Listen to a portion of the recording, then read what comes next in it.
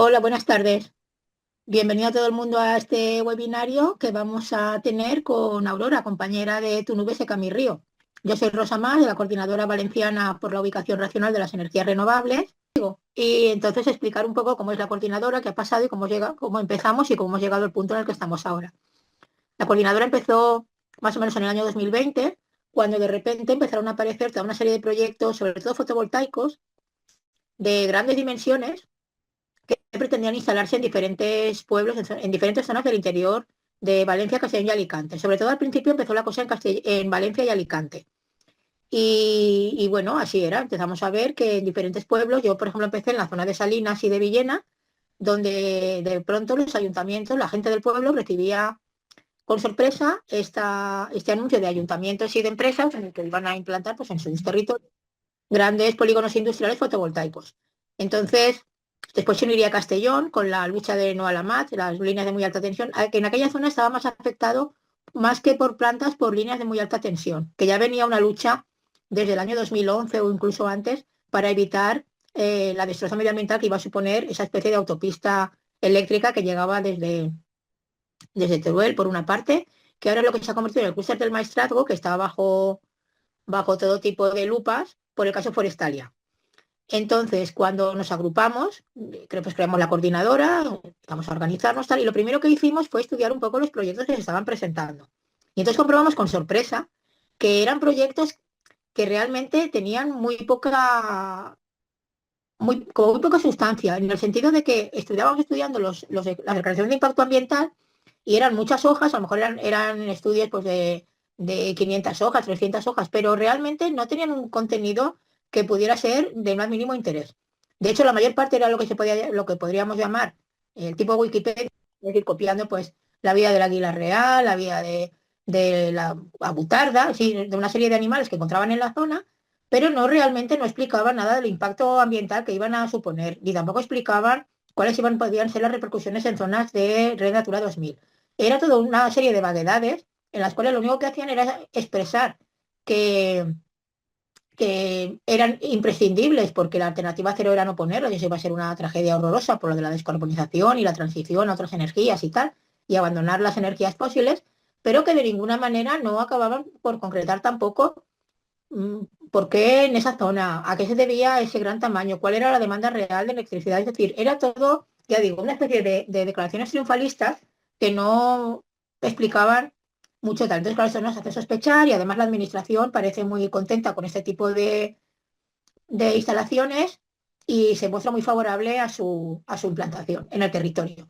Entonces, ya digo, cuando empezamos a presentar alegaciones, recursos, tal, que en algunos casos fueron, en la mayoría de los casos realmente fueron ignorados, ni siquiera nos han contestado. Y cuando han contestado una serie no sé cómo calificarlo muy bien, como de disparates, con los que podríamos hacer perfectamente un libro, una antología de estas del disparate, una cosa así, porque no tienen ningún sentido. Ya digo, no justificaban en ningún momento por qué ponerlos en un lugar determinado. Se escudaban en que, bueno, hemos llegado a leer cosas tan surrealistas como que, bueno, los pájaros vuelan y en un momento dado, si ahí se pone una instalación, pues los pájaros se irán. Cosas así. Luego, por ejemplo, sí que es verdad que son estudios en los que hay siempre muchos gráficos de colores, pues aceptable, no aceptable. Ellos reconocen, de hecho, cuando hemos hecho las alegaciones, nos hemos basado básicamente en sus informes ambientales, porque ellos sí que reconocen el daño que hacen. Ellos reconocen el movimiento de tierras, que va a alterar el perfil topográfico del suelo, reconocen que hay una serie de animales allí, una serie de plantas, o sea, reconocen que hay unos ecosistemas que pueden cargarse definitivamente, pero luego lo califican todo como de impactos moderados y además hacen una especie de zonificación entre A, B y C, como si los animales estuvieran en el metro y fueran a tener en cuenta que no pueden pasar de una zona a la otra porque en esa zona pueden campear, pero en la otra zona no porque ya están las placas, en fin, era toda una serie de despropósitos. Además, ya digo, no tenían en cuenta ningún tipo, era una cosa como de muy baja calidad, unos informes muy cutres directamente. Entonces, claro, eso nos dio cierto miedo porque pensamos, claro, si esos informes tan cutres los está aceptando la administración como válidos, puede ser que quiera decir que lo van a hacer de todas formas, que no hace falta que se esfuercen en justificarse ni en hacer grandes estudios, porque ya lo tienen hecho. Y claro, eso nos produjo una gran preocupación. Entonces empezamos a hablar con administraciones, empezamos a convocar protestas, empezamos a convocar también a la gente para que se enterara, porque claro, esto también ocurre que muchas veces la gente no se entera de nada hasta que llegan las placas y ya están en su terreno. Entonces hicimos intentamos hacer una primera labor de información, una labor de protesta, sobre todo de visibilizar el problema y de pedir explicaciones a ver por qué estaba ocurriendo de repente toda esta demanda tan grande tal, y sí, vale, en nombre de que hay que abandonar las energías fósiles, pero claro, también empezamos a ver que estaban ocultando información. Es decir, se habla mucho de la transición energética, de que tenemos que abandonar las energías fósiles en favor de energías limpias, pero estas energías realmente si empezamos a estudiarlas resulta que no son tan limpias, son todavía fuertemente dependientes de las energías fósiles. Las placas no se fabrican con placas y los molinos se fabrican con molinos. Se necesita petróleo, se necesita gas. Entonces no son energías que de alguna manera nos liberen de las energías fósiles, y mucho menos con ese modelo. Desde el principio hemos defendido en la coordinadora que el modelo que querríamos ver, el modelo energético que querríamos ver, es el de las energéticas locales, es decir, una gestión distribuida, una gestión democratizada, es decir, una gestión en la que las personas seamos actoras de nuestra propia energía, de lograr una soberanía energética y de ninguna manera estar dependiendo de grandes empresas bueno, no es que tengan unos precedentes como que para invitarnos al optimismo, y por esa razón nos parecía un poco absurdo dejar en manos de las mismas empresas que han causado la crisis climática en la que estamos padeciendo esa presunta transición. Si además estamos hablando de que estamos sufriendo cambio climático, estamos en un nivel de emisiones y de contaminación absolutamente inasumibles. Todo eso está muy bien, pero claro, si hacemos una transición en el cual esas emisiones no van a bajar porque estamos otra vez utilizando energías fósiles y además lo estamos disfrazando, que eso es lo peor, porque si hubiera cifras reales, podemos asumir lo que estamos diciendo y podemos decir, bueno, pues esto sí, esto no. No sé, de alguna manera controlar un poco lo que estamos haciendo.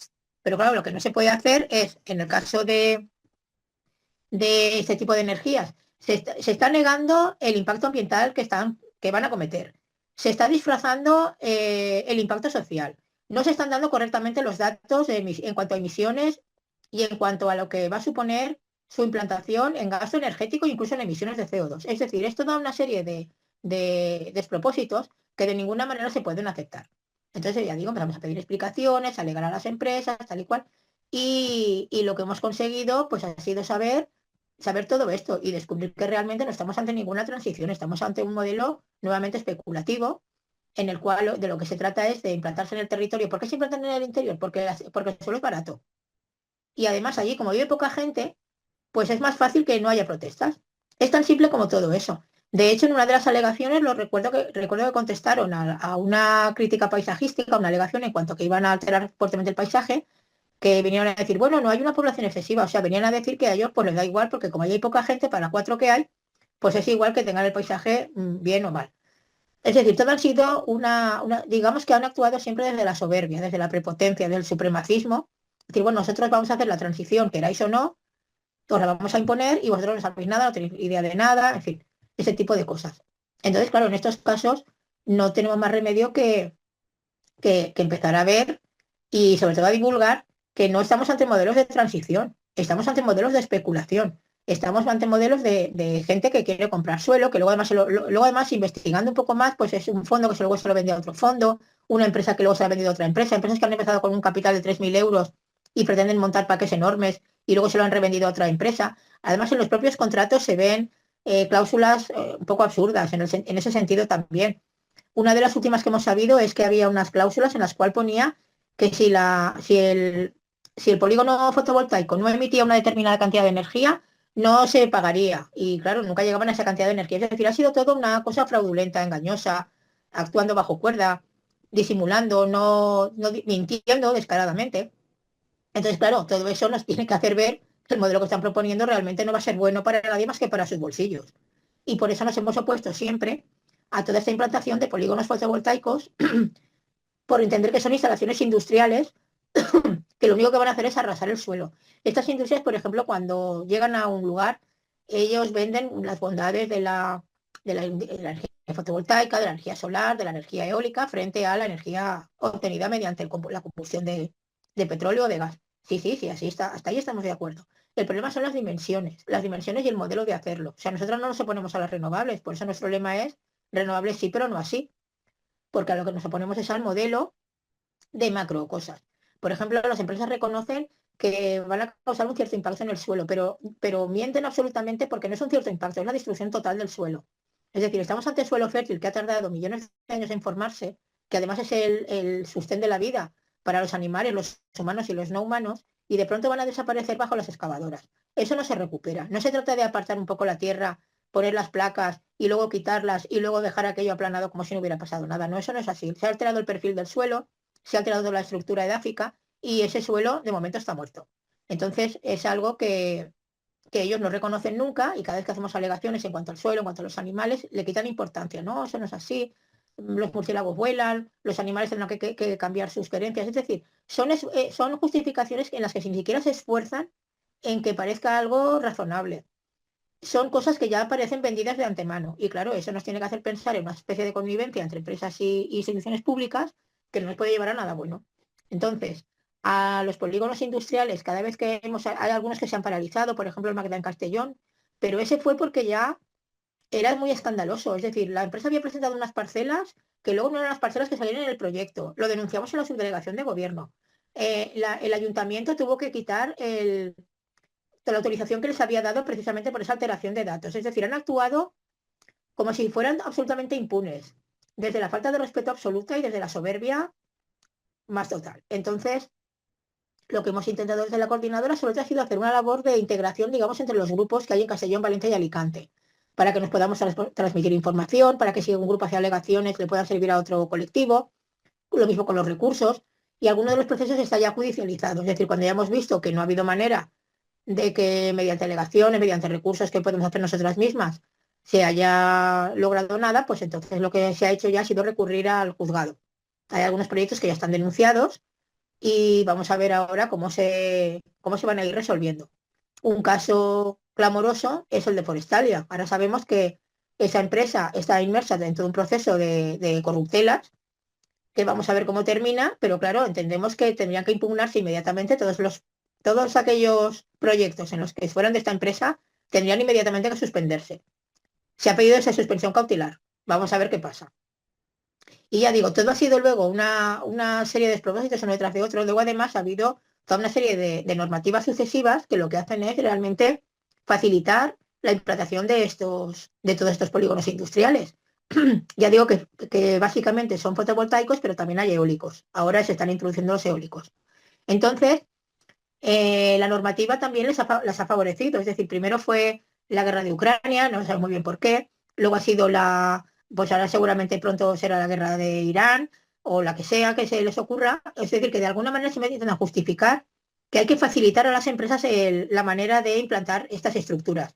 Pues bien rebajando las condiciones ambientales, que ya son tristes, o bien porque les facilitan ventajas de tipo fiscal, pero sobre todo es rebajar las exigencias administrativas, es decir, que el papeleo les resulte más sencillo y los requisitos medioambientales. Claro, eso es gravísimo, porque si ya estamos hablando de unas normativas que son muy tristes y muy pobres, nada más falta que encima las suspendan. Si ya no tienen que hacer siquiera esforzarse en copiar de la Wikipedia, eso ya va a ser un desastre absoluto, porque ya digo que no han tenido ningún miramiento, ni la menor contemplación, ni en territorios, ni en redes de espacios protegidos, ni en nada. Ellos han decidido que sus estructuras, que sus polígonos industriales están por encima de cualquier otra consideración. De hecho, ellos mismos se han autoimpuesto y se han autocalificado como bienes de interés común superior. Eso significa que pretenden ponerse por encima de cualquier otra cosa. Es decir, si en un sitio se fuera a construir, no sé, un hospital, una escuela o una instalación fotovoltaica, según ellos, su interés debe prevalecer. Sobre todo en nombre de esa presunta transición ecológica, de la transición energética. Es decir, se están aprovechando de una situación existente, como es la crisis climática, el hecho de que no podemos seguir emitiendo de esta manera, no podemos seguir contaminando al ritmo que lo estamos haciendo, no podemos seguir matando animales al ritmo que lo estamos haciendo, pero se aprovechan estas circunstancias para venderse como la solución. Y la solución, según ellos, es su modelo energético. Su modelo energético consiste en arrasar el territorio, montar millones de placas en cualquier sitio. Hablamos a veces, el proyecto de Castellón, por ejemplo, este Magdalena que comentaba, eran 300.000 placas. Es decir, son extensiones absolutamente inasumibles, son extensiones que van a arrasar los ecosistemas. Además, otra cosa de las que hacen ellos es normalmente cuando ponen imágenes de los sitios donde se quieren instalar, Ellos ponen imágenes, por ejemplo, en el invierno, en el verano, cuando la hierba está seca y el paisaje ofrece un aspecto un tanto árido. Pero que un paisaje sea árido no significa que no tenga valor. Los paisajes áridos tienen exactamente el mismo valor que un bosque alpino, que una selva y que cualquier otro ecosistema. Son refugio de gran cantidad de animales que viven allí y cumplen su función como ecosistemas conectados con otros ecosistemas. Por ejemplo, se hablaba a veces no, eso se puede poner en zonas desérticas, ¿no? En zonas desérticas no. Por ejemplo, el desierto del Sáhara, sabemos que la calima, lo que llamamos ese polvo en suspensión del Sáhara, es imprescindible para fertilizar el Amazonas, transportado por el viento. Es decir, si tocamos ecosistemas, ni siquiera sabemos qué efectos pueden tener a corto y largo plazo. De momento los hemos destruido. Y seguramente pues habrá consecuencias, porque ya digo, todo está conectado y unos ecosistemas nutren a otros, las semillas, el polvo, los minerales viajan de un sitio a otro, de manera que hay una interdependencia que no tienen, pero vamos, en absoluto. Ya digo, ellos presentan el territorio como un territorio árido, un territorio con poco valor. El mensaje que venían a dar sería, bueno, para unos matojos que hay ahí, pues bueno, se quitan y ya está. No, pero es que esos matojos tienen valor. Estamos hablando de ecosistemas, estamos hablando de vida. Y si los vamos eliminando, pues luego no vamos a ir bien. Quiero decir, son cosas que luego nos estallan en la cara. Eso también hay que decirlo. Si ahora estamos hablando de todo esto es porque ahora mismo, que esa es otra, tampoco tienen en cuenta nunca de dónde salen los materiales que van a utilizar para sus instalaciones, de dónde salen las placas, de dónde salen los minerales que llevan las placas, de dónde salen las construcciones de las palas de los molinos. Es decir, todo eso, aquí tenemos una serie de minerales, como por ejemplo el litio, que es expoliado en otras zonas del planeta como Aviala. Conocemos el triángulo del litio, que está en la zona de Bolivia, Argentina y Chile, y allí, de hecho, hay un documento que se llama así, en el nombre del litio, y allí están destruyendo los saladares para extraer el litio que luego entran a las baterías. Quiero decir que toda esa implantación, esas placas que vemos ahí ya hechas, no han salido de la nada, han salido de procedimientos industriales altamente contaminantes y altamente dañinos. Dañarán el ecosistema donde se pongan y dañaron los ecosistemas donde se fabricaron. Entonces, esto tampoco lo tienen en cuenta. De hecho, cuando en algún intercambio, algún diálogo hemos tenido con el asunto del litio, no, pero es que eso luego se hará de otra manera, se hará con sodio, se hará con no sé qué. Pero de momento se hace con lo que se hace. Y de momento tenemos una destrucción enorme y un expolio tremendo a otros.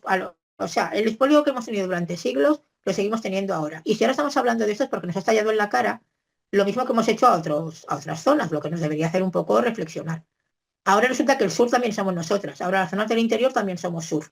Y ahora unas cuantas personas han decidido que ese sur también es susceptible de afectado. Igual que el sur global habitual. Entonces esto nos tiene que hacer pensar que no podemos seguir dejando en manos de estas 4 o 5 empresas, que no son más realmente, porque son las que están detrás de todo lo demás, el destino ni de la transición energética ni de nada. Tenemos por el contrario, optar por esos medios que son más democráticos, de gestionar la energía, de gestionar bueno, los demás medios de vida, pero en este caso la energía, porque eso es la única manera en la que podemos tener una transición correcta y dejar de depender de las energías fósiles, pero debemos conocer exactamente lo que estamos haciendo. En ese sentido, hay iniciativas muy interesantes, como por ejemplo Catarroja Renovable. Son cooperativas que ya se han instalado en diferentes localidades que son de los propios vecinos y vecinas, han puesto unas placas, por ejemplo, en el caso de la localidad de Catarroja, están en un polígono industrial, han puesto las placas en el techo y de allí se van abasteciendo la gente de la zona. Lo mismo ocurre, por ejemplo, en otras zonas, que, por ejemplo, en la zona de Valencia está la cooperativa de Castellaro Liberal, que esta sí que ha tenido siempre la gestión de su energía, porque en el siglo XIX, cuando se empezó a repartir el asunto energético, se quedaron con su propia distribuidora. Entonces ha sido un poco más sencillo tener el control de su propia energía. Es decir, ya hay una serie de iniciativas que se están desarrollando y que se desarrollan más deprisa si la administración las tuviera más en cuenta. Es decir, las mismas cortapisas que no le pone a la empresa, sí que las pone a estas cooperativas. Entonces, ese es el motivo por el que estamos luchando y por el que estamos siempre informando, participando en ferias, organizando charlas como esta, para saber exactamente cuál es la implicación. O sea, nuestro primer objetivo siempre ha sido conocer la verdad, es decir, saber exactamente cuando llega un polígono industrial, fotovoltaico o eólico, cuando llega cualquier tipo de instalación, exactamente cuáles son los efectos reales que va a tener. Y luego ya decidimos si la queremos o no la queremos. Pero en principio queremos saber la verdad. Lo que no se puede hacer es haber asumido toda una serie de mentiras que se han ido desde el principio como si fuera inevitable. No es inevitable porque hay que transicionar, porque sí, pero si es que eso va a emitir igual, si encima te vas a cargar un ecosistema, no se puede hacer una transición energética a costa de arrasar ecosistemas.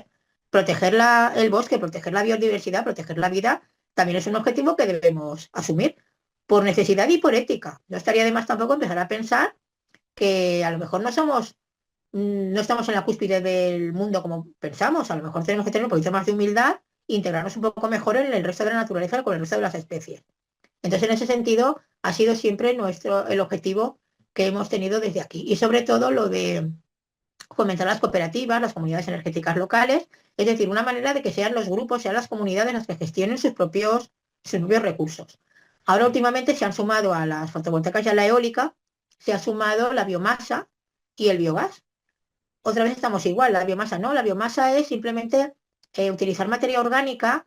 No, no es utilizar materia orgánica, porque ya descubrimos que no es materia orgánica, es arrasar el bosque, porque como luego no vais a tener nunca suficiente, pues entonces hay que seguir otra vez buscando un modelo que signifique destrozar. Parece ser que no hay otra manera de intentar hacer las cosas que no sea de la manera más destructiva posible. Lo mismo ocurre ahora con las nuevas centrales de biogás. Estamos otra vez en las mismas. El biogás, lo mismo, se supone que es de manera que la biomasa era pues un poco utilizar ramas, o sea, era quemar como antiguamente, quemar leña. El biogás sería producir gas y abono a partir del procesado de materia orgánica.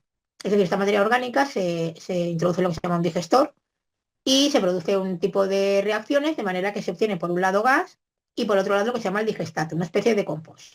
Pero ya mucho antes de empezar, ya sabemos que esto no funciona así. Ya sabemos que el digestato sobre todo está causando gravísimos problemas porque es un material muy contaminado. O sea, muchas veces esta materia orgánica procede de granjas y entonces los animales eh, que están hacinados producen una serie de purines, esos purines hay que sacarlos a algún sitio y entonces lo que hacen es utilizarlos como biogás. Es decir, lo que se está haciendo una vez más es ayudar a la empresa a librarse de sus residuos vendiéndolos como algo bueno que efectivamente no va a ser. Y lo último que quería decir, relacionándolo con lo de las centrales de datos, es que hace un tiempo empezaron a salir estudios en los cuales la demanda de energía estaba decayendo. Es decir, se quedaba sin justificación los polígonos industriales fotovoltaicos eólicos o de biomasa o de biogás porque la demanda estaba cayendo. Claro, si la demanda cae, no parece razonable pensar que hacen falta esas instalaciones. Y ahora ha venido entonces la inteligencia artificial y los centros de datos. Ahora los centros de datos sí necesitan esa energía y la inteligencia artificial también. Entonces, implantando los centros de datos podemos justificar implantar más polígonos industriales fotovoltaicos, eólicos, y a los que se sumarán la biomasa, el biogás o cualquier cosa que se les ocurra. Por eso creemos que hay una unión realmente, y siempre la va a haber, entre los polígonos industriales fotovoltaicos y ahora las nuevas centrales de datos que están formando. Entonces ya con esto le cedo la palabra a Aurora para que nos explique todo lo relativo a estas centrales de datos y a tu nube SK Mi Río. Muchas gracias. Voy coordinando un poquito la parte esta de ir cerrando, poniendo los vídeos y tal. Muchísimas gracias por venir. Sé que es un viernes, entonces agradezco que estéis aquí para escuchar esto. Eh, Siempre nos llama la atención que uno de los colectivos que más nos van llamando es gente que está sufriendo los macroproyectos renovables. ¿Por qué? Porque la gente que sufrió los macroproyectos fósiles, estos proyectos fueron hace muchísimos años y a día de hoy no hay tanto movimiento en contra. Pero lo que está sufriendo el territorio español ahora mismo son todos estos macroproyectos renovables que, como bien explica Rosa, tienen una conexión con la otra parte, que es los centros de datos, ¿no? Y vamos a explicar por qué. Rosa creo que lo ha explicado muy bien en la parte de no es el problema cambiar solamente combustibles fósiles por renovables, aunque tienen muchísima menos huella de carbono y ejercen muchísimo menos problemas en medio ambiente, si lo que vamos a hacer es cambiar el capitalismo y volver a meter una dimensión gigantesca de proyecto. Y esto es exactamente lo que nos pasa con los centros de datos de hiperescala, que es de lo que vamos a hablar hoy. Es decir, que si nosotros cogemos y tenemos una demanda, la que sea, y entonces lo que pensamos es para esta demanda energética, lo que vamos a hacer es poner energía, pero otra vez aumentando la dimensión, aumentando el capitalismo, nos volvemos a encontrar con no todo el problema, pero una parte del problema similar. Entonces, hoy vamos a fijarnos en la parte de la demanda y en concreto otra de las industrias que está entrando en todo Ahora, ¿me veis? Vale. Que está entrando en todo el territorio español, pero en general en todo el mundo. Entonces, no sé si me veis, escucháis, porque yo ahora mismo no os voy a poder escuchar ni ver. En caso de eso, que alguien se desmute y me lo diga. Entonces, bueno, presentar el proyecto. Nosotros somos Tu Nube se Camirrío y nuestro objetivo es visibilizar el impacto ecosocial de los centros de datos. ¿Vale? Ahora explicaremos qué son los centros de datos. Comenzamos en abril de 2023 con el anuncio del centro de datos de Meta en Talavera de la Reina. Meta es esta empresa que lleva Facebook, que lleva Instagram y que lleva WhatsApp, es decir, y entre otras muchos proyectos terroríficos, ¿no? Entonces, son cosas que nosotros intentamos evitar utilizar, evidentemente, precisamente por coherencia. Pero nos vemos que generalmente somos usuarias involuntarias de la tecnología, es decir, que tienes que tener un cierto nivel de poder para evitar utilizar la tecnología y también, por tanto, de sus impactos. Pero sí que queremos asumir la responsabilidad colectiva que tenemos y ejercer una esperanza activa y por eso nos levantamos como activistas. Y queríamos pensar un segundito, ¿no? O sea, es en este momento que nosotros estamos haciendo scroll con el móvil, ¿no? Y dices scroll, pues la receta de tarta japonesa, scroll, bebés hechos con IA bailando, scroll, tu compañero de colegio con un filtro que le hace parecer un personaje de animación. Entonces parece que mover un dedo es un gesto muy pequeñito, pero habría que pensar un segundo cuál es ese impacto ambiental y social que conlleva cada una de estos movimientos, ¿no? ¿Qué infraestructuras permiten que podamos estar viendo algo en la otra parte del mundo de manera inmediata? ¿Y cuánta agua podría generar consumir una imagen como esa? Para responder a esta curiosidad, deberíamos mirar un poquito más allá de la pantalla para reflexionar sobre una de las infraestructuras concretas que están detrás de Internet, que son los centros de datos, ¿no? Los centros de datos, en realidad, son nubes que amenazan la Tierra. ¿Habéis escuchado esa expresión relacionada con la nube, ¿no? ¿Qué es la nube? Bueno, pues en realidad ha sido una narración muy exitosa porque todo el mundo la ha asumido sin pensarla de manera muy crítica, porque el capitalismo lo que quiere exactamente es esto, que la tecnología parezca muy fácil de utilizar, pero muy difícil de comprender. Entonces, esta narrativa lo que intenta precisamente es invisibilizar la infraestructura física y esta infraestructura física, de lo que estamos hablando, son desde el extractivismo minero que antes estaba contando Rosa, decía, bueno, el extractivismo del litio, bueno, pues es en el litio, pero también está aquí en España, tenemos un triángulo del litio en nuestro caso, que sería Salamanca, Portugal, Galicia, o tendríamos tierras raras en Ciudad Real, que también están sufriendo un gran expolio y la gente también se está levantando. Pero también tendríamos tierras raras en Ucrania, en Groenlandia o el coltán del Congo que está produciendo una guerra terrorífica.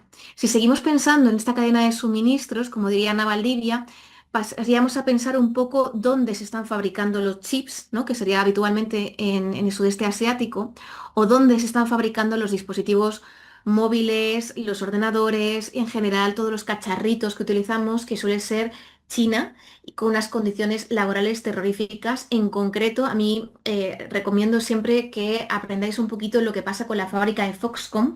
Hay dos libros que me gustan mucho. Uno es La máquina es tu amo y tu señor y el segundo se llama Morir por un iPhone. Estos son dos libros, uno en formato poesía que lo cuenta una de las propias personas trabajando en la fábrica y la otra persona, el otro es un trabajo de unas sociólogas chinas. Entonces, son libros que explican un poco cómo es todo ese trabajo en fábricas.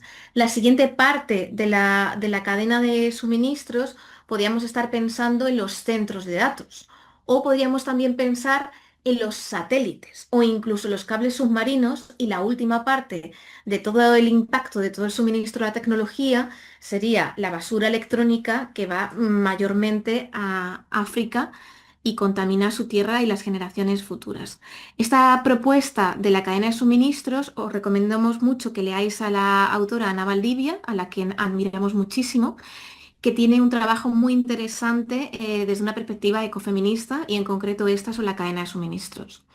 Entonces, a nosotros inicialmente nos planteamos cuáles son los modelos teóricos que nos permitían pensar sobre esto, ¿no? Voy a lanzarlos porque lo he puesto un poco mal. Entonces, querríamos pensar un poco en los ecosistemas que depreda ahora mismo toda esta cadena de suministros y toda esta tecnología. Entonces, podríamos pensar desde el marco de colonialismo de datos de Couldry y Mejías, que te dice que efectivamente estos procesos históricos que se dieron históricamente se vuelven a repetir y nunca han parado. En este caso, se está haciendo con tema digital. pero ya se hizo durante muchísimo tiempo. Entonces, en el caso del tecnocapitalismo, se hace tanto con los datos como con los recursos para estos datos, ¿no? El siguiente marco teórico que nos permite pensar es el de zonas de sacrificio de Lerner, que investiga cómo hay unas zonas en Estados Unidos que estaban siendo contaminadas en nombre del progreso y hay como una especie de cinturón obrero donde se estaban fabricando todos los productos de Estados Unidos y toda esa gente está contaminada. Y otro modelo que además aquí entiendo que la gente lo conocerá bastante es el de Carlos Taibo de Iberia Vaciada, que plantea que las zonas de España y Portugal, porque él no hace diferencia, básicamente se han ido quedando despobladas con una población muy envejecida porque tenemos esta distribución de que todo acaba en las grandes ciudades o en la costa y como decía bien Rosa, lo que queda en el interior acaba siendo una población cuya tierra vale menos económicamente, con lo cual la gente es más anciana porque no pueden vivir de la tierra, entonces es mucho más difícil cuando viene un macroproyecto de este estilo poder defenderse. Pero justo ayer, pues la verdad es que estuve leyendo a Cecilia Ricap, que os recomiendo muchísimo, que es una economista también de Oxford, que tiene un punto de tecnología muy recomendable y maravillas encontrármela. Entonces también se planteaba la idea de centro-periferia, ¿no? No sé si la teoría es justo suya, pero me gustó mucho y era, bueno, pues todo esto tiene en común que hay un centro del poder y hay una periferia del poder. Entonces, en el centro del poder encontramos todas estas macroempresas de Amazon, Google, Facebook y demás, o Iberdrola y demás, y todos los demás nos vamos quedando en la periferia y acabamos siendo colonizados. Acabamos siendo, pues, extraído nuestro conocimiento, nuestros recursos, nuestro territorio, nuestro futuro. Y también en estas narrativas tecnocapitalistas lo que hacen es esconder los cuerpos que explotan, ¿no? Unos cuerpos que valen más o menos que otros. Es decir, hay cuerpos que son absolutamente invisibilizados, que en este caso, pues, habitualmente han sido los cuerpos em, colonizados, como es en el caso, a mí me gusta mucho la propuesta de necropolítica de Aquiles B que plantea eso, que hay cuerpos bueno, pues no importa si viven o mueren porque no tienen valor dentro del capitalismo, solamente extraer sus recursos. Entonces, ¿cómo llegan a entrar? Pues con esta idea que es ensalada de números, ¿no? O sea, esa idea de que llegan y empiezan a lanzar un montón de cifras sobre inversiones, puestos de trabajo, aumentos de eficiencia, que es todo mentira, pero cuesta mucho llegar a entender por qué es mentira. La verdad es que nosotros sí que tenemos, por suerte, un movimiento académico cada vez más fuerte, con más gente investigándolo, y en el caso de Aragón, que es uno de los territorios de España donde lo hemos visto con más detalle, entraron con muchísimas promesas falsas de puesto de trabajo y de inversiones. Entonces, os recomendamos que leáis El precio de las nubes, que lo acabamos de sacar hace un mes, creo. Y bueno, está colgado en nuestra web, en Tu nube seca mi río, e hicimos una investigación de unas 300 páginas donde explicamos con detalle todo lo que está pasando respecto a los centros de datos de hiperescala en Aragón y lo comparamos con lo que ya ha pasado en otros territorios, como es el caso de pues, América Latina, Estados Unidos, otras partes de Europa, para entender las cosas en común de lo que está pasando y lo que nos va a pasar a nivel de impacto medioambiental, ¿no?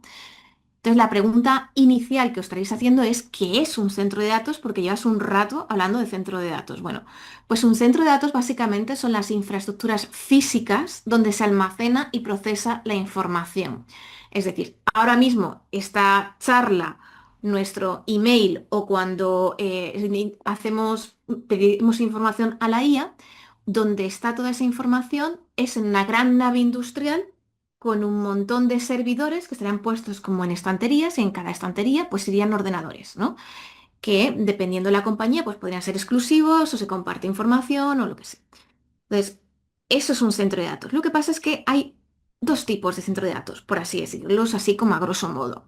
Por un lado serían los más clásicos, los antiguos, que eran como, bueno, pues son más pequeños, podrían ser de una sola empresa, lo ponemos así como si fueran caóticos y reales, y los de hiperescala, que los ponemos así como mucho menos detallado y con una imagen renderizada, es decir, esta imagen no es real, porque es muy difícil encontrar una imagen de un centro de datos real.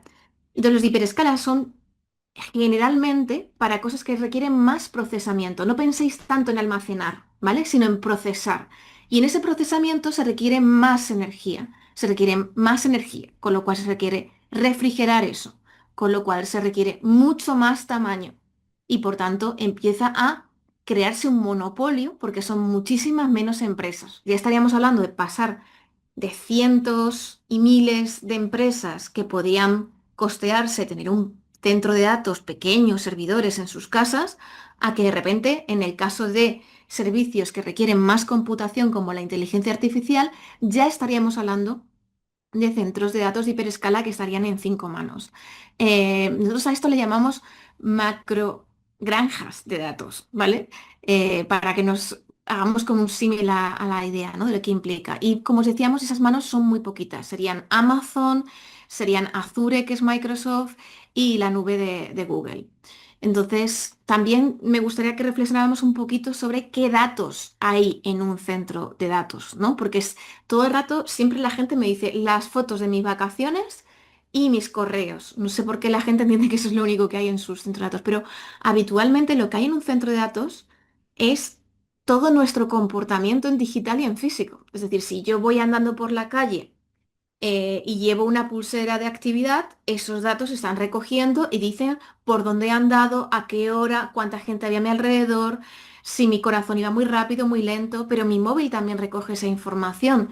Entonces, lo que estamos inmersos es en un capitalismo de datos, un capitalismo de la vigilancia, como diría Suana Zuboff, donde cada paso que damos, cada cosa que hacemos, al igual que también explicaban Kuldry y Mejías con su colonialismo de datos, todo eso se va recopilando para algo. Eso es lo que tiene valor ahora mismo en esta era de capitalismo de la vigilancia. ¿Cómo consiguen todos estos datos nuestros? Bueno, pues los consiguen habitualmente captando nuestra atención, ¿vale? Esto no es una industria nueva, la industria de captar nuestra atención para vendernos cosas, pero la verdad es que ahora mismo estamos en un momento muy acelerado en el que se ve constantemente hasta el punto de que hay nuevas generaciones que no entienden esto. Em, Conocéis todos la metáfora maravillosa de Foster Wallace de los dos peces, ¿no? Em, es una metáfora maravillosa en la que se encuentran dos peces y uno le dice, o sea, unos peces que son mayores y otros son más jóvenes, ¿no? Y entonces los peces mayores saludan a los jóvenes diciéndole, hey, ¿qué os parece? ¿Qué tal está el agua? Entonces los peces jóvenes se dicen, "Ujú", y cuando pasan los mayores dicen, ¿qué es el agua? ¿No? Pues yo creo que muchísimas generaciones están creciendo en lo digital sin darse cuenta que ya es el entorno que les rodea y por tanto no pueden pensar sobre eso.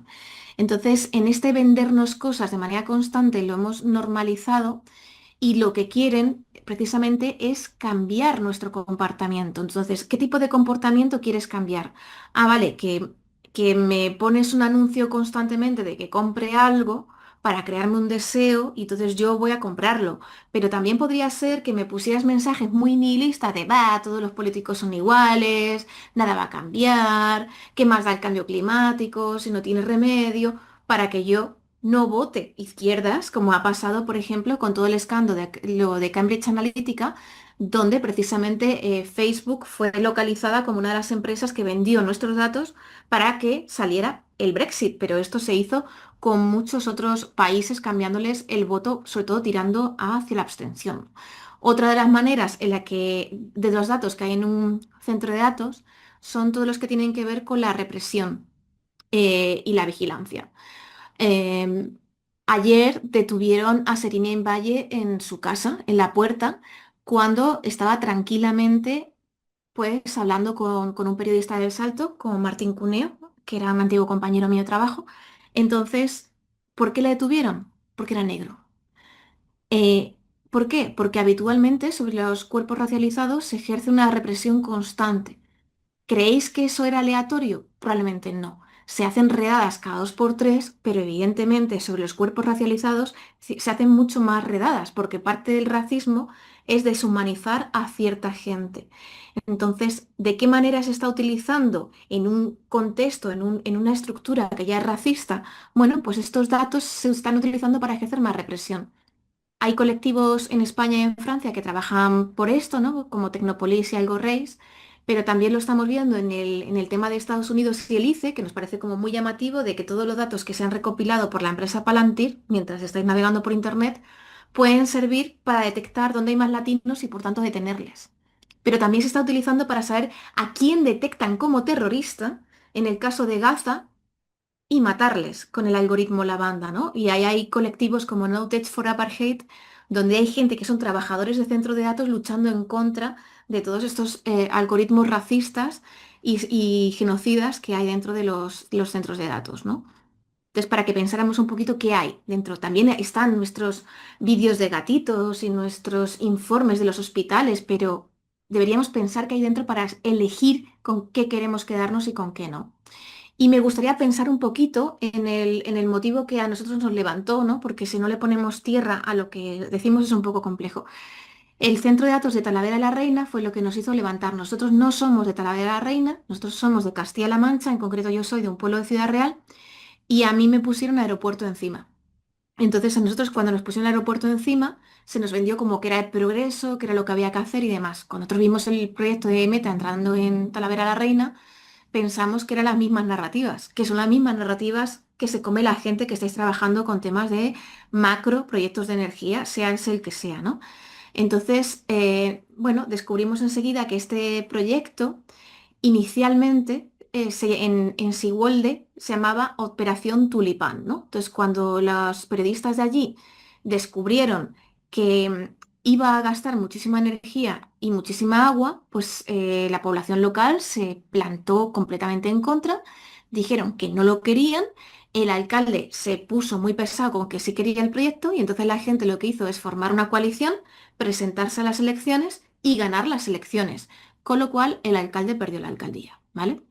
Entonces les echaron. ¿Qué hicieron? Pues cogieron y se vinieron aquí a Castilla-La Mancha y entonces, bueno, pues pretenden tener 125 hectáreas, lo mismo que todo el polígono que hay al lado. Es decir, es un tamaño bastante espectacular, un macroproyecto de que estamos hablando.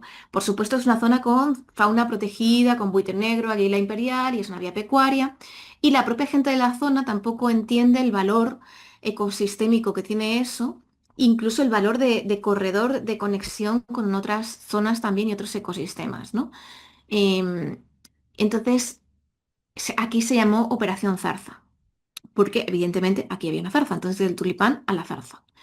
Y según las últimas noticias, empezarían en 2025 a construirlo. De verdad que todavía no han empezado y ojalá no empiecen. Pero mientras tanto, lo que pasó es que aparecieron 36 centros de datos de hiperescala en poquísimo tiempo en Aragón, con una figura que es el proyecto de general interés al que iban a la par de todos los proyectos macro renovables que hay en Aragón, como ya sabéis, por ejemplo, el caso de Forestalia. Y, por ejemplo, en Cataluña creo que eran 25 los que leí ayer. Hay proyectos en Picassent, hay proyectos en Pamplona, en Vitoria y en Extremadura. O sea, en Madrid hay muchísimos. Es decir, que básicamente todo el territorio español está marcado como zona de sacrificio para los centros de datos de hiperescala. Lo primero que queríamos contar es que cuando preguntamos sobre todo esto, nos encontramos esa ensalada de números gigantesca y absurda respecto a las cifras de trabajo que no son reales y las de inversión, pero cuando queremos saber otras, como, oye, ¿cuánto va a consumir? ¿Cuánto va a contaminar? Ya nos encontramos con un muro de opacidad. Bueno, este muro de opacidad y esta falta de transparencia em, nos encontramos que es una constante. Hay autores como Maiton que, bueno, pues habían estudiado típicamente todo lo que consumían de energía los centros de datos y cuando se pasaron a intentar entender lo que pasaba con el agua, se encontraron con un bloqueo absoluto. Y ha sido necesario tener que ir a juicio por parte de los activistas medioambientales para poder conocer algunos de estos datos, ¿no? Como es en el caso de Uruguay, que los activistas llevaron a Google al equivalente al Tribunal Constitucional, y no me estoy equivocando, el equivalente, porque allí en Uruguay el derecho al agua está recogido en la Constitución, ¿no? Entonces, al final nos damos cuenta que hay como un patrón constante de ofuscación, ocultación y contabilidad creativa, como explica Isabel O'Brien en The Guardian, que analiza que las Big Tech tienen consumos hasta 662 veces más altos de lo que declaran inicialmente, es decir, que juegan bastante a marear con las cifras. Además, llegan a mentir con sus consumos, como en el caso de Holanda, donde en Hollandskron Microsoft estaba consumiendo más agua de la que declaraba en el informe. Y además, un porcentaje de agua volvía contaminada al río. Esto no parecía un error cuando se empieza a aparecer una y otra vez por parte de estas 4 empresas, 5 empresas en todo el mundo, sino que ya puedes empezar a sospechar de que podría haber una estrategia deliberada y hace poquito, en octubre o noviembre, se filtró una información de que Amazon tenía una estrategia deliberada de ocultación de los consumos de agua y así lo publicó The Guardian.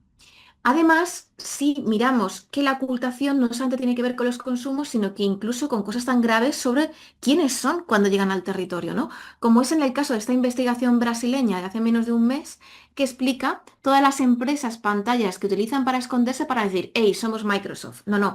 Bueno, pues cogen una empresa de colocación entre medias, ponen empresas, por ejemplo, en el caso que investigaban en Brasil, ponían un consultorio de dentistas como pantalla un poco opaca para que no se supiera quién iba detrás, ¿no? Que fuera un poquito más difícil de investigar. Y con todo esto, lo que quieren es, bueno, pues dar esa sensación de que la nube es etérea. Pero la nube, como hemos dicho, las nubes pesan y pesan en los territorios y generan impactos en las comunidades y los ecosistemas que nunca se pueden separar. Entonces, me gustaría que os quedara la idea un poquito de que la nube es física, que la nube consume energía, que la nube genera problemas de salud y que la nube consume agua. En el caso del agua, explicar que el agua es potable, ¿vale? Bueno, vamos a pensar un poco en esta parte de que la nube es física. Para hacernos una idea de tamaños, el centro de datos de Hyperion de Meta ocupará tanto como toda la isla de Manhattan. ¿No? Que además aquí Elon Musk se enorgullecía de ello y ponía esto en su red social, creo que era Threads, diciendo todo lo que iba a gastar esta red o sea, este centro de datos de Luisiana, ¿no? Y además están generando una cantidad de impactos en energía que si los estuviéramos planteando como si fueran países, gastarían tanta energía como Japón. Solamente hace 5 años decían, bueno, es que consumirían tanto como países como, bueno, pues del tercer mundo, que ya sería terrorífico, pero es que ya estamos hablando de uno de los países de primer mundo que más energía gastan, como es el caso de Japón.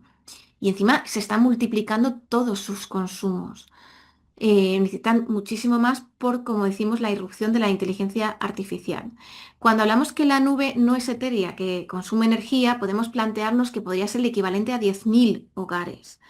10.000 hogares de primer mundo. No estamos hablando de hogares de tercer mundo que además gastarían muchísimo menos.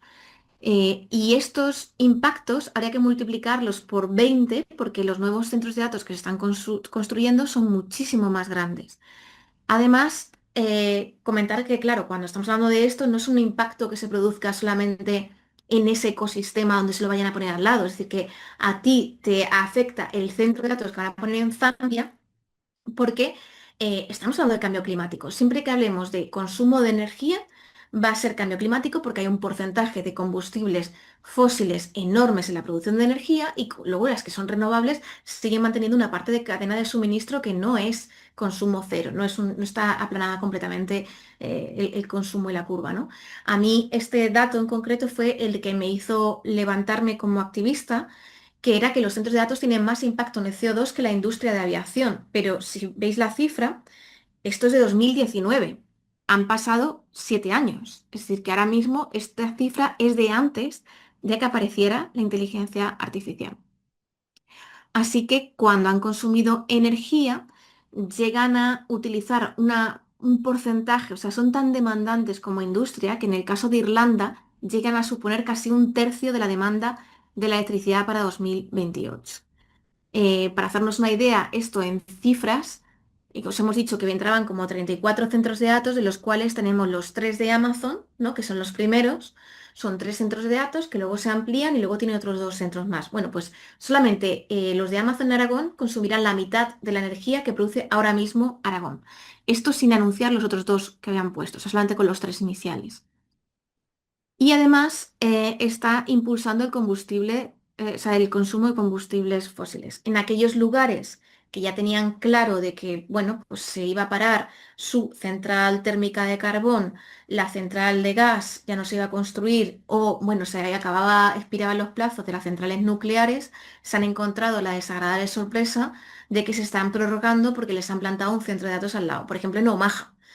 cuando leéis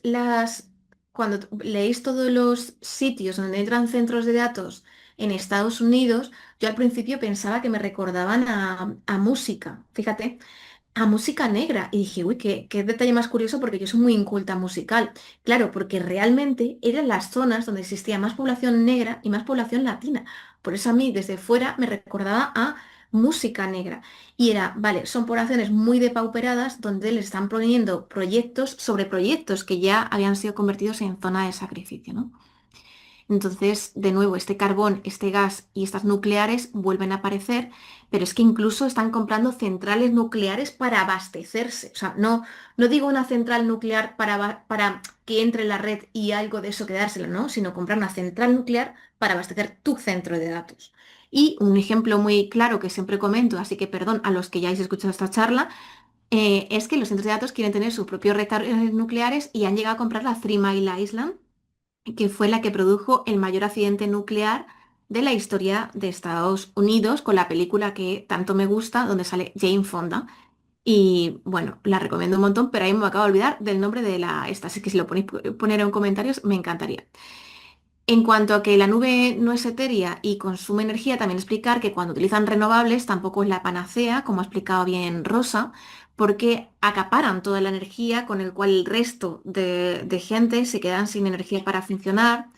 Tenemos el caso Forestalia, que también ha explicado Rosa. Me gusta mucho porque lo del caso Forestalia lo tenía desde noviembre ahí puesto en las slides, y lo contaba la gente, porque es una de las grandes luchas que se ha tenido. Entonces me gusta mucho que al final, después de tantísimo tiempo, al final haya saltado y se haya visto cómo estos macroproyectos no tienen sentido dentro del mismo sistema de capitalismo, incluso con la misma gente que ya depreda Aragón, porque algunas de estas proyectos de Forestalia también estaban teniendo centros de datos que a la vez estaban participados por las empresas de los macrocerdos de Aragón, o sea que era todo macrocerdos no como insulto, sino que eran las empresas de macroporcino de Aragón.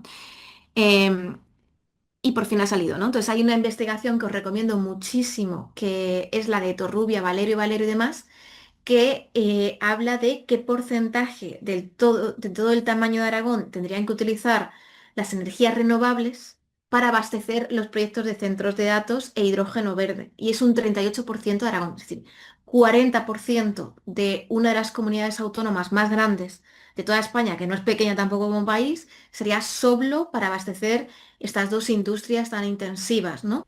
Entonces, otra investigación que os recomiendo mucho, pensando en que quizá o sea, todo esto que se llama energías digitales no están sirviendo para aplanar la curva cuando hablamos de renovables, y que es una promesa que va al lado de los centros de datos, es el reciente trabajo de Watts y Belkova. Bueno, entonces uno de los conceptos clave en esto es el de gentrificación energética, que cuenta Liverson y Toll.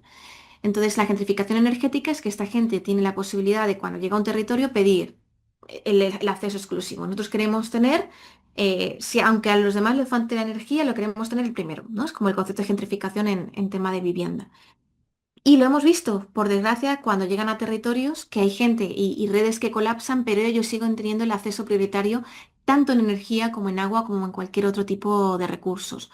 Lo estabais comentando antes sobre, bueno, es que la guerra de Ucrania ha cambiado y ha habido legislaciones. Bueno, que me gustaría que os leyerais el último BOE que ha sacado el gobierno con respecto al tema de la guerra de Irán, donde un porcentaje grande está hablando de los centros de datos. Por un lado está hablando que está habiendo demasiadas peticiones, que no tiene sentido, que es claramente una burbuja especulativa, y estamos totalmente de acuerdo en eso.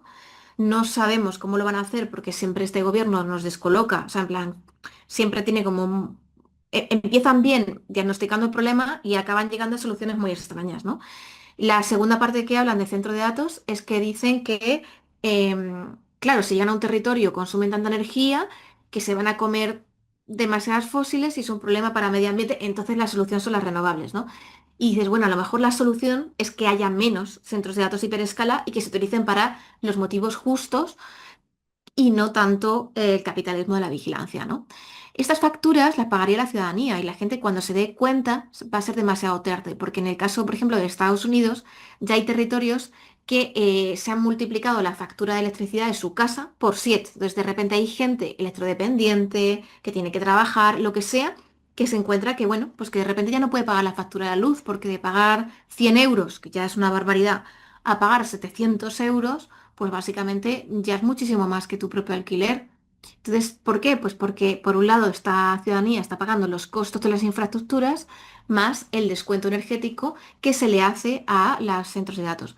Atención a las noticias de que veréis últimamente también que el gobierno les está concediendo la postura, o sea, la categoría de industria electrointensiva, con lo cual tienen descuentos en la factura eléctrica que ya podéis adivinar quién paga. Con respecto al agua, bueno, yo cuando habla mi compañero sí que entramos en la parte muy técnica de explicar cómo funciona la refrigeración y demás, para eso podéis mirar las otras charlas, pero básicamente os vamos a explicar que consumen energía para funcionar y refrigerarse, pero a partir de cierto tamaño, cuando suben muchísimo, es cuando llamamos esto de hiperescala, ahí ya necesitan también agua para refrigerarse, no solamente energía, es decir, no solo un ventilador, sino energía por agua y tienen muchos sistemas distintos, ¿no?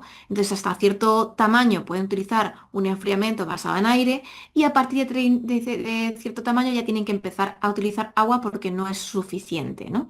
Básicamente es la tasa de disipación. Y cuando hablamos de cuánto consumen, son, bueno, son tamaños tan espectaculares como equivalentes al consumo de una ciudad. Y bueno, pues hay cifras muy antiguas de cuánto se podía estar gastando, ¿no?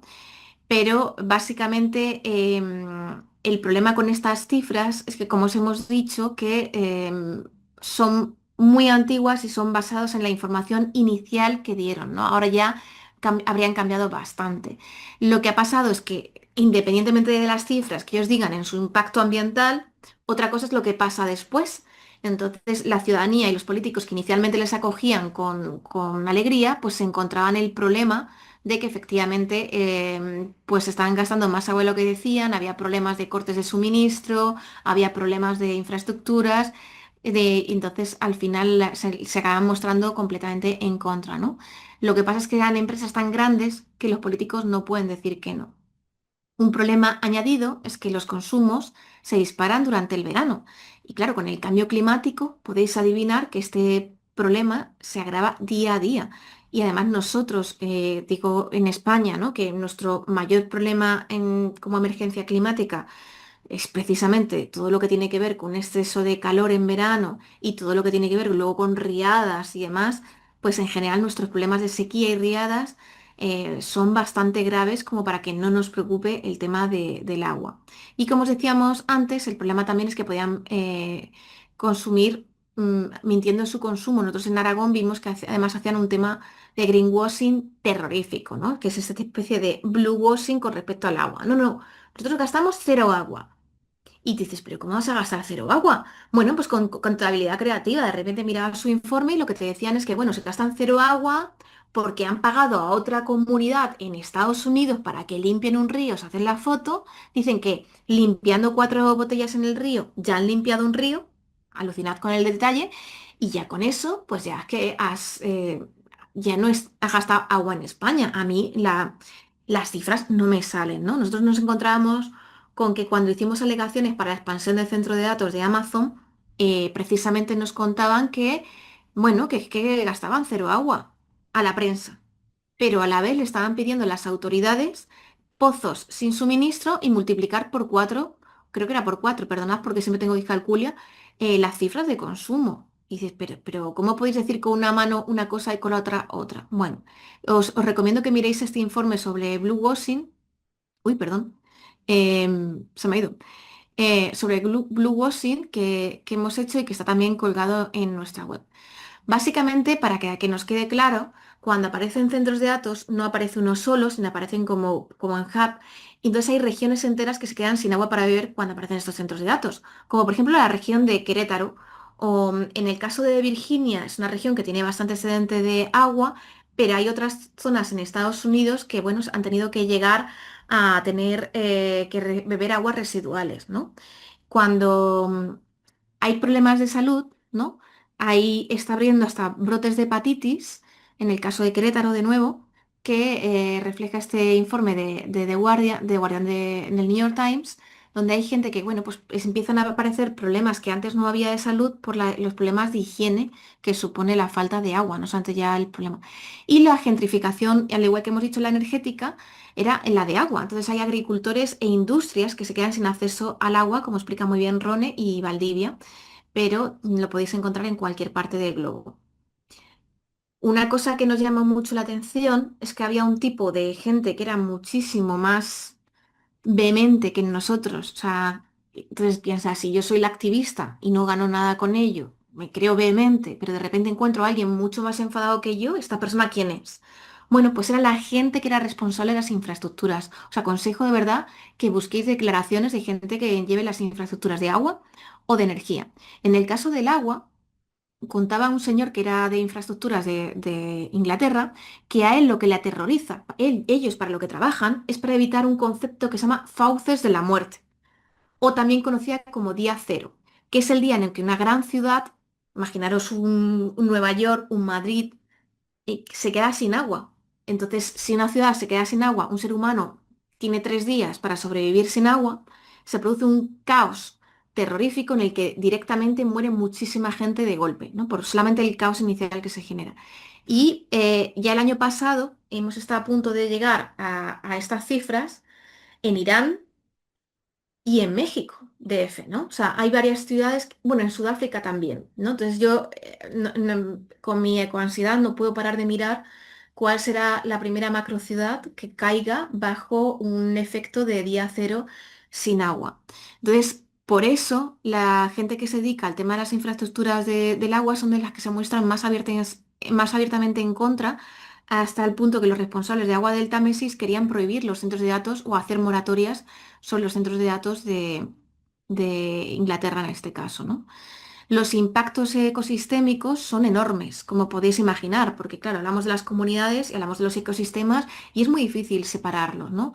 Yo siempre que pienso en esto, bueno, hay un informe que os recomiendo muchísimo, que es que hicimos y colaboramos de la ONU de Pedro Arrojo. Va a salir otro también de la ONU en breve, también en este caso sobre el caso de energía en Irlanda. Pero bueno, el informe de Pedro Arrojo explica que la generación de energía ya es un problema en sí mismo cuando estamos hablando de impacto en el agua, porque cuando tú tienes una generación de energía basado en hidráulica, pues significa que tú el río lo vas cortando, como bien sabéis, y ese ir cortando el río, pues hace que un río no fluya y un río no tenga vida. Entonces, bueno, sigue siendo, aparte hay problemas de flujos de agua, escasez de agua, temperatura, contaminación, inundaciones, incluso saturaciones de las redes de alcantarillado. Cuando yo pienso en lo que se verá amenazado, me viene a la cara, por ejemplo, el caso de las pequeñas gambas que hay en Marsella, porque una de las primeras personas francesas de la resistencia francesa que me vino a hablar, creo que se pasó media hora hablándome de esta pequeña gamba. Entonces, Antí me contó cómo de importante era para el ecosistema y para todos los pescadores de la zona y cuál era su valor ecosistémico.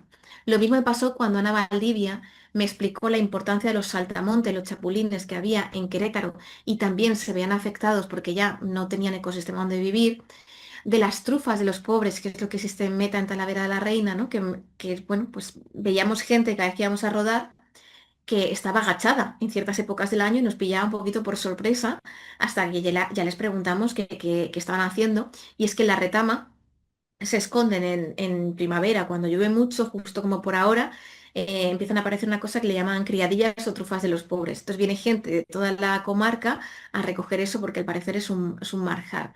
O por ejemplo las almejas, que hay una especie de almeja que nunca sé decirlo bien en Aragón, pero toda la gente de Aragón, bueno, es pura pasión por defender ese tipo de almeja que se llama como Margarita aurulífera, no sé decirlo. Bueno, el caso es que cuando la almeja muere, con las cachas hacen las famosas navajas de la zona, ¿no? Y no solamente esto, sino otros ecosistemas bastante gigantescos, como los Grandes Lagos, han hecho informes contando que se encuentran amenazados por la voracidad de consumo del agua para los centros de la zona de muchos territorios en Estados Unidos, no solamente uno. En temas de salud, me gustaría centrarme un poquito y es porque hay temas de salud que ya están demostrados científicamente, otros que quedan por investigar y otros que para mi gusto creo que entrarían en la parte de conspiroparanoia, ¿vale? Lo explico claramente. Por un lado tendríamos, hay un artículo de Lancet en el cual hemos colaborado y evidentemente la falta de agua está demostrado todos los problemas que genera a nivel ecosistema y a nivel de salud. Por esto también que decíamos por falta de higiene, ¿no? Además, hay problemas demostrados de contaminación de aire y de agua. De aire y de agua por los refrigerantes que utilizan y en general los compuestos químicos en el agua, porque como os estamos diciendo, tienen que pasar por los chips, van directo al chip, y eso ya es un problema. Y luego, por ejemplo, en el caso de contaminación del aire, está clarísimo que tú tienes la generación de energía que hay dentro del centro de datos, pero luego siempre tienen generadores de backup, que esos son diésel, que eso están contaminando y están generando en el aire y en todo el territorio alrededor un montón de contaminación del aire. Estos elementos están comprobados.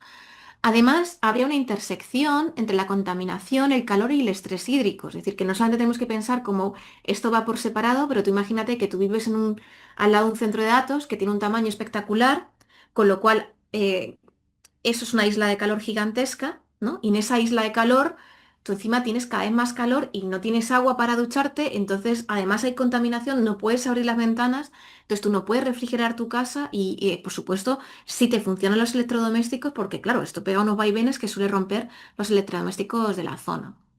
Otro de los problemas que generan de manera directa problemas de salud mental y física es el ruido y está demostrado. Lo digo porque ahora mismo parece que hay una narrativa em, que se están intentando colar las propias empresas de centros de datos y lo estamos viendo en las distintas em, resistencias de todo el mundo, que es sobre las infrasonidos, infrafrecuencias y demás.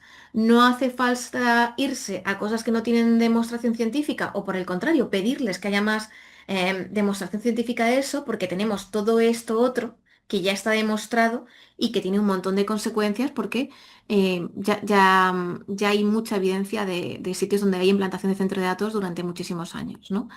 Además, tenemos que pensar en el impacto económico de la carga de salud, es decir, que cuando la gente que hay al lado de un centro de datos se pone enferma, todo un sistema de salud tiene que pagar eso. En el caso de Estados Unidos, que ya sabéis que no es el ejemplo de salud pública más grande, pues hacen un cálculo de cuánto sería esto al año en términos económicos, ¿no? Podéis leer un poquito más sobre estos temas en las investigaciones de Hunt et al. De McClellan, que es este artículo de Lancet donde hemos participado, o de Monserrate, que también lo explica bastante bien.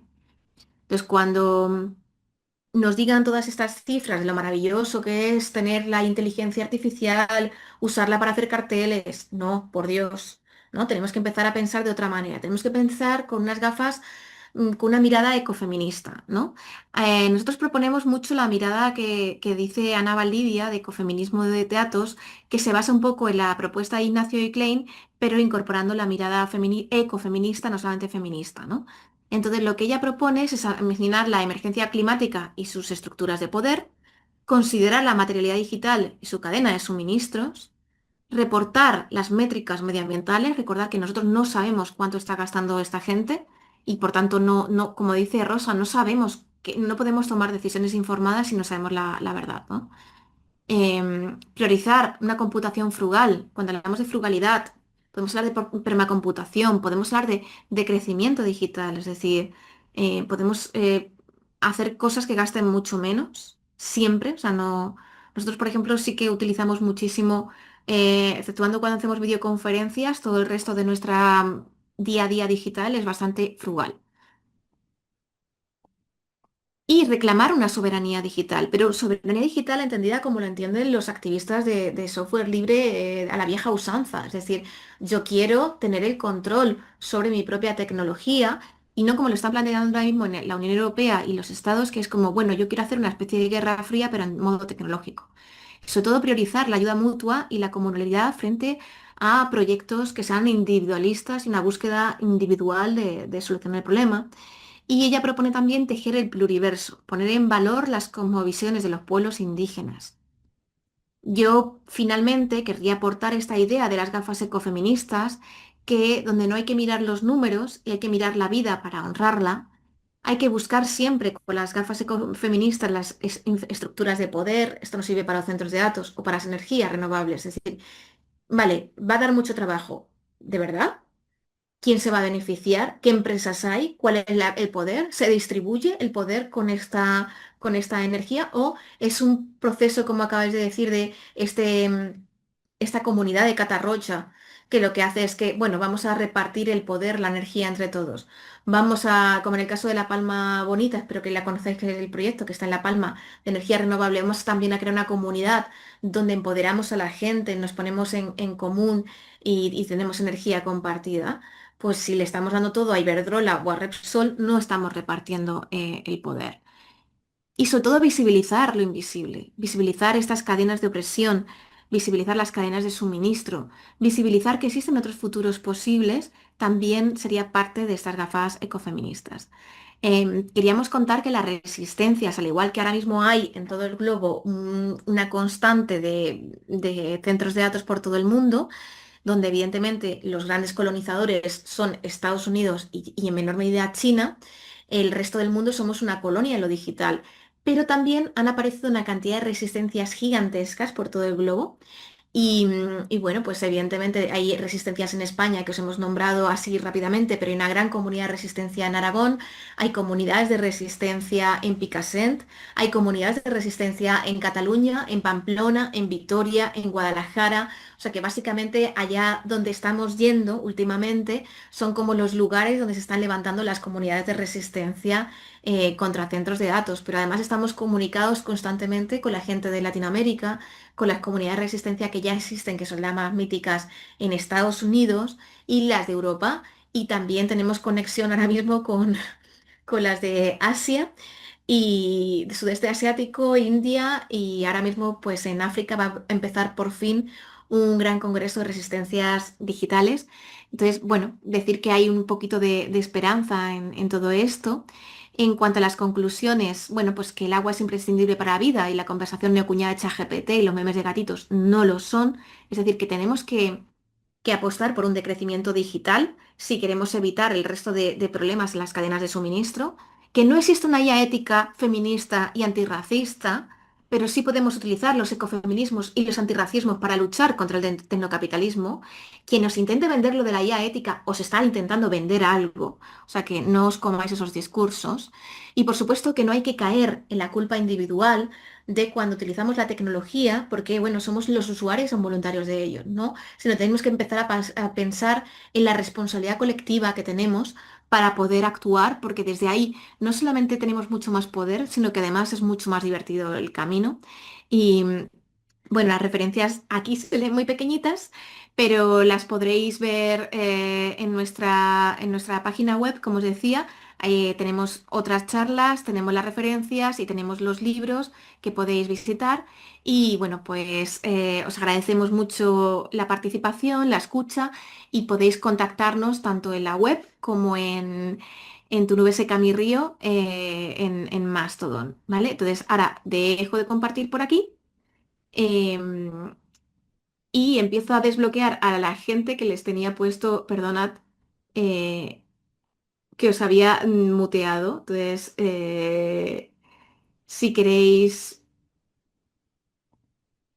hablar, ya vais a tener la posibilidad de hacerlo y, y os he mandado la petición de desmutearos para que podáis hablar. Entonces, no sé si la habéis recibido, ya os estáis empezando a desmutear. Vale. Ahora veo, ahora veo el chat, no sé si me habéis... El síndrome de China de Jane Fonda, ese, maravilloso. Siempre lo recomiendo. Y luego la gente me dice, no es tan bueno. Y yo, bueno, pues me gusta mucho. Entonces, si queréis hacer preguntas, podéis escribírmelas en el chat o podéis decirlas, pero os tenéis que desmutear.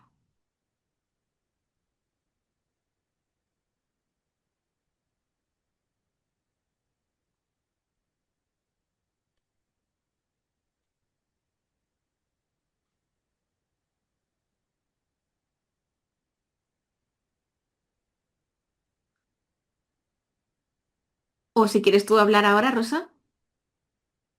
Hola, Sí. a ver, pues muchas gracias por la exposición, porque ha sido muy aleccionadora y sobre todo nos hemos enterado muy bien de lo que es la central de datos, lo que supone estar y lo que va a suponer. Realmente parece que el patrón siempre es el mismo. Justamente hace unos días participé en un encuentro con unas defensoras del territorio de Guatemala y El Salvador y contaban exactamente lo mismo en cuanto a las plantaciones de la palma aceitera. Ujú, Es decir, el procedimiento siempre es el mismo, porque les preguntamos cómo empieza todo, cómo empieza el proceso. Y entonces nos explicaban ellas que el proceso empezaba igual. ujú, Pues llegan con una serie de contratos ofreciendo sobre todo es muy común lo de ofrecer el progreso. Ellos consideran siempre que quienes no están, yo qué sé, en medio de una cosa lujosa, todo mecanizado y todo robotizado, vivimos todo el mundo en la prehistoria y en el subdesarrollo. Entonces ellos lo ujú, primero que venden es que va a llegar el progreso.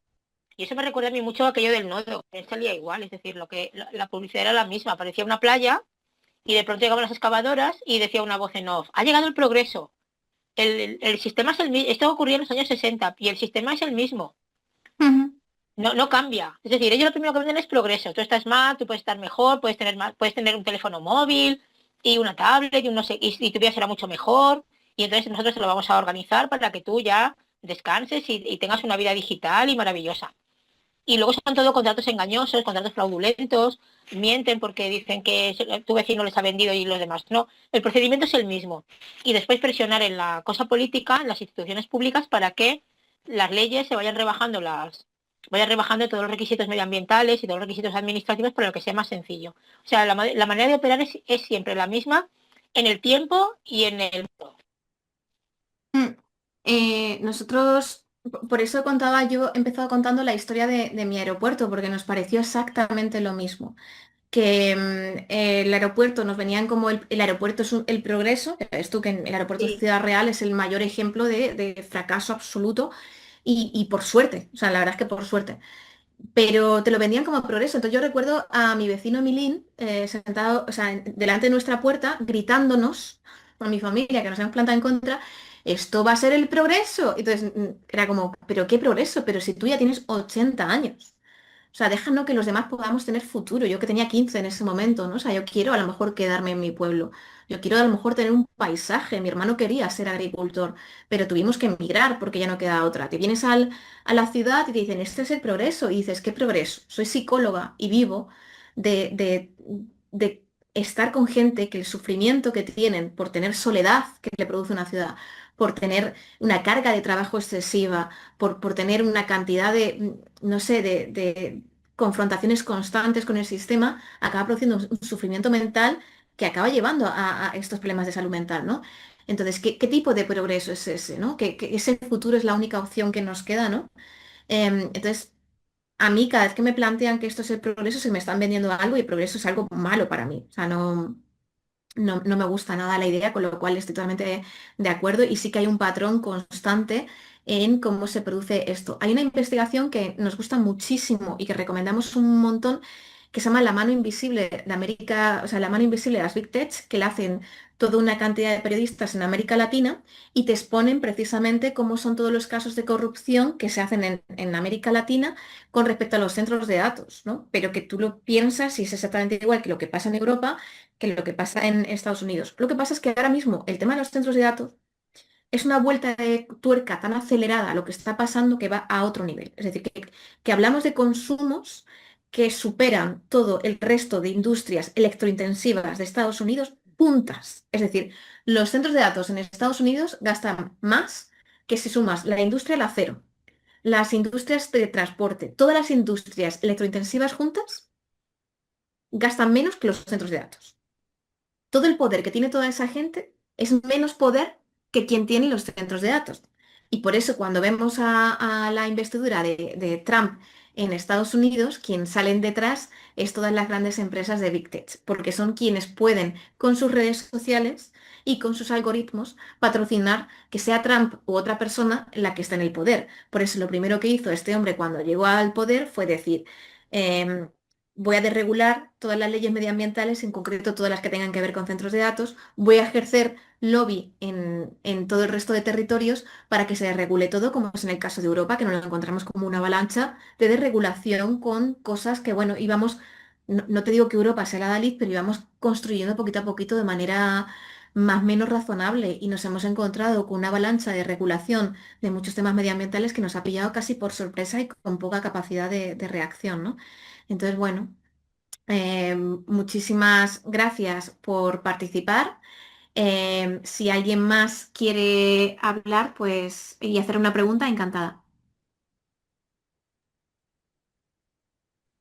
Eh, Hola, Aurora. Sí, Muchas gracias por la presentación. Ha estado muy, pero muy interesante. Yo te quería preguntar, a ver si me puedes ayudar un poco. Eh, yo he escuchado sobre el funcionamiento de la IA, que mm, así como tiene una materialidad, ¿no? Hay unos cuerpos que la sostienen y según he escuchado, es algo que funciona a pedales, decían, ¿no? Como si fuese una gran maquila donde mm. hay muchas personas del sur del mundo eh, ordenando información, haciendo tareas mecánicas repetitivas durante jornadas inacabables, en condiciones muy, muy precarias y cobrando sueldos de miseria. Entonces, si tienes un poquito de información que puedas compartir, te lo agradezco. Sí, esto se llamaría los trabajadores del dato, ¿vale?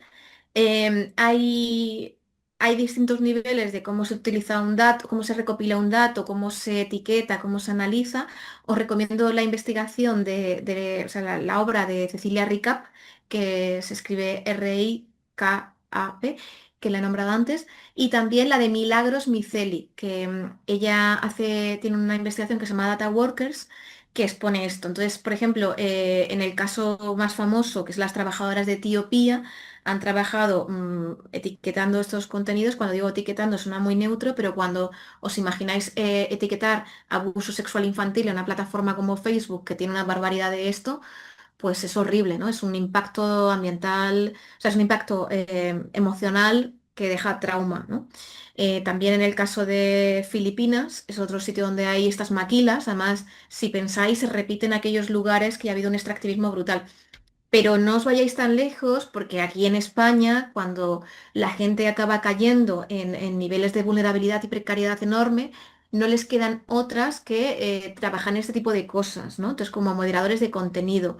La última lucha así importante que ha habido es precisamente en Barcelona. Hubo una empresa de estas subcontratadas de Meta que tenía una cantidad de trabajadoras enorme de moderación de contenido. En el momento que decidieron que ya no querían moderar contenido y que iban a poner todo, como están ahora mismo, pues poniendo o sea, no utilicéis las redes sociales privativas, por favor. Pero bueno, pues todo ese contenido no moderado antes lo hacían humanos y esos humanos pues no acababan bien precisamente porque tienen una exposición a contenido traumático constante, terrorífico. Entonces, bueno, pues os recomiendo eso, el trabajo de Cecilia Ricap y el trabajo de Milagros Miceli para que entendáis esos trabajadores del dato. Aparte, hay otros cuerpos que sufren con la inteligencia artificial, es toda la gente que pierde el trabajo. O sea, toda la gente que acaba sufriendo, perdiendo sus trabajos, como os recomiendo en España el trabajo de Arte Estética, que es un colectivo que está entre Argentina y España, que son gente que han ido perdiendo sus trabajos de diseño gráfico, de traducción y demás, pues por toda la acaparación que producen estas tecnologías, ¿no? O sea, si a alguien se le ocurre hacer, oye, pues para este cartel, ¿qué tal si se lo pido a ChatGPT que me lo haga, ¿no? Voy a dar una charla y voy a pedirle un cartel a ChatGPT.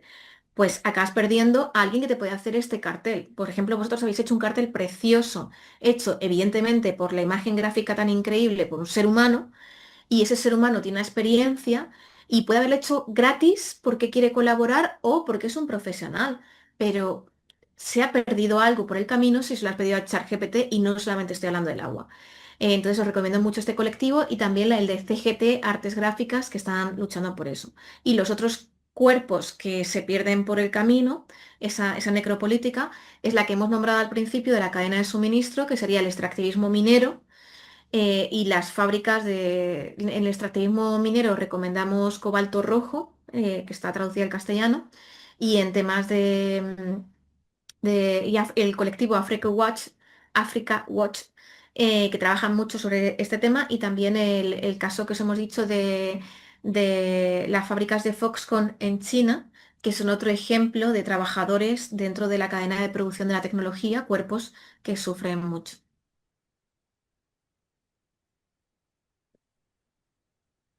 Entonces, si queréis otra pregunta o os tendréis que desmutear, yo no puedo.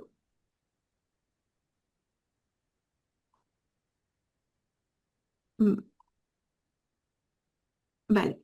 Pues no sé si Periferis del Mon dice, me gustaría preguntarte por el funcionamiento de la IA, que me lo has preguntado hace un rato. Yo no soy experta en cómo funciona la IA, pero básicamente la IA son un montón de tecnologías distintas que básicamente hemos llamado inteligencia artificial. Entonces, la que estamos conociendo a día de hoy es la IA generativa, ¿no? O las IAs agénticas. Entonces, las IAs generativas se basan en una depredación constante de una cantidad de datos de todo el conocimiento humano y se acaban utilizando para entender esto. Os recomiendo que os paséis por Tu Nube Seca Mi Río, que tenemos una constante exposición de qué libros os recomendamos al respecto para que os informéis un poquito más a fondo sobre la IA. Y bueno, si os parece bien, podemos ir dejando ya la conversación y si tenéis cualquier otro tipo de duda, pues contactarnos en Tu Nube Seca Mi Río, en nuestra web y sobre todo en nuestras redes sociales libres como Mastodon, donde os aconsejamos a todo el mundo que dejéis las privativas y os vengáis a las libres. Muchísimas gracias. Muchas gracias, Aurora, por la charla y por todo lo que hemos aprendido hoy. Gracias, adiós.